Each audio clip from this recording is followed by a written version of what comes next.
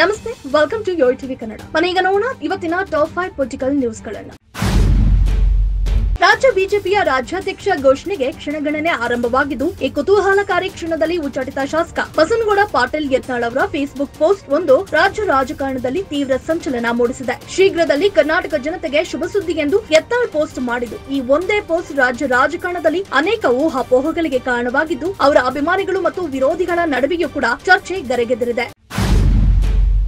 ಶಿವಮೊಗ್ಗ ಜಿಲ್ಲೆಯ ಸಿಗಂದೂರು ಸೇತುವೆ ಉದ್ಘಾಟನೆಯ ಸಂದರ್ಭದಲ್ಲಿ ಕೇಂದ್ರ ಸರ್ಕಾರ ಶಿಷ್ಟಾಚಾರ ಪಾಲಿಸಿಲ್ಲ ಎಂದು ಆರೋಪಿಸಿದ ಮುಖ್ಯಮಂತ್ರಿ ಸಿದ್ದರಾಮಯ್ಯ ಮತ್ತು ಅವರ ಸಂಪುಟ ಸಚಿವರನ್ನ ವಿಧಾನಸಭೆಯ ವಿರೋಧ ಪಕ್ಷದ ನಾಯಕ ಆರ್ ಅಶೋಕ ತರಾಟೆಗೆ ತೆಗೆದುಕೊಂಡಿದ್ದಾರೆ. ತಾವು ವಿರೋಧ ಪಕ್ಷದ ನಾಯಕನಾಗಿ 2 ವರ್ಷಗಳ ನಂತರವೂ ರಾಜ್ಯ ಸರ್ಕಾರ ತಮಗೆ ಅಧಿಕೃತ ಸರ್ಕಾರಿ ನಿವಾಸವನ್ನ ಇನ್ನೂ ನೀಡಿಲ್ಲ. ಕಾಂಗ್ರೆಸ್ ಪಕ್ಷ ಶಿಷ್ಟಾಚಾರವನ್ನ ಗೌರವಿಸುವ ರೀತಿ ಇದೇನಾ ಎಂದು ಅಶೋಕ ಸರ್ಕಾರವನ್ನ ಪ್ರಶ್ನಿಸಿದ್ದಾರೆ. ವಿಧಾನಸಭೆಯ ವಿರೋಧ ಪಕ್ಷದ ನಾಯಕನಾಗಿ ಅಧಿಕೃತ ನಿವಾಸಕ್ಕಾಗಿ ರಾಜ್ಯ ಸರ್ಕಾರಕ್ಕೆ 6 ಪತ್ರಗಳನ್ನ ಬರೆದಿದ್ದೇನೆ, ಆದರೆ ಅವುಗಳಲ್ಲಿ ಯಾವುದಕ್ಕೂ ನನಗೆ ಉತ್ತರ ಬಂದಿಲ್ಲ ಎಂದಿದ್ದಾರೆ.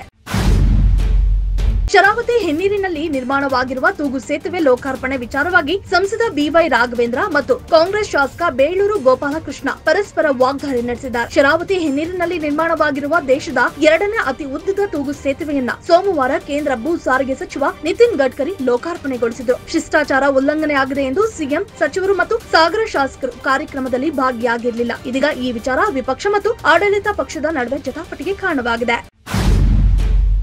ಗ್ರೇಟರ್ ಬೆಂಗಳೂರು ಪ್ರಾಧಿಕಾರದ ಅಡಿಯಲ್ಲಿ 5 ಪಾಲಿಕೆ ರಚನೆ ಮಾಡಿ ಶೀಘ್ರವೇ ಚುನಾವಣೆ ನಡೆಸುತ್ತವೆ ಎಂದು ಡಿಸಿಎಂ ಡಿಕೆ ಶಿವಕುಮಾರ್ ತಿಳಿಸಿದರು. ಕೆಪಿಸಿಸಿ ಕಚೇರಿ ಭಾರತ ಜೋಡೋ ಭವನದಲ್ಲಿ ಮಂಗಳವಾರ ನಡೆದ ಗ್ಯಾರಂಟಿ ಯೋಜನೆಗಳ ಅನುಷ್ಠಾನ ಸಮಿತಿ ರಾಜ್ಯ, ಜಿಲ್ಲೆ, ತಾಲೂಕು ಮಟ್ಟದ ಪದಾಧಿಕಾರಿಗಳ ಸಮಾವೇಶದಲ್ಲಿ ಮಾತನಾಡಿದ ಅವರು, ಜಿಬಿಎ ರಚನೆ ಮಾಡಲಾಗಿದೆ. ಈ ಮೂಲಕ 5 ಪಾಲಿಕೆಗಳನ್ನ ನಾವು ಮಾಡಿಯೇ ತೀರ್ತೇವೆ ಎಂದರು.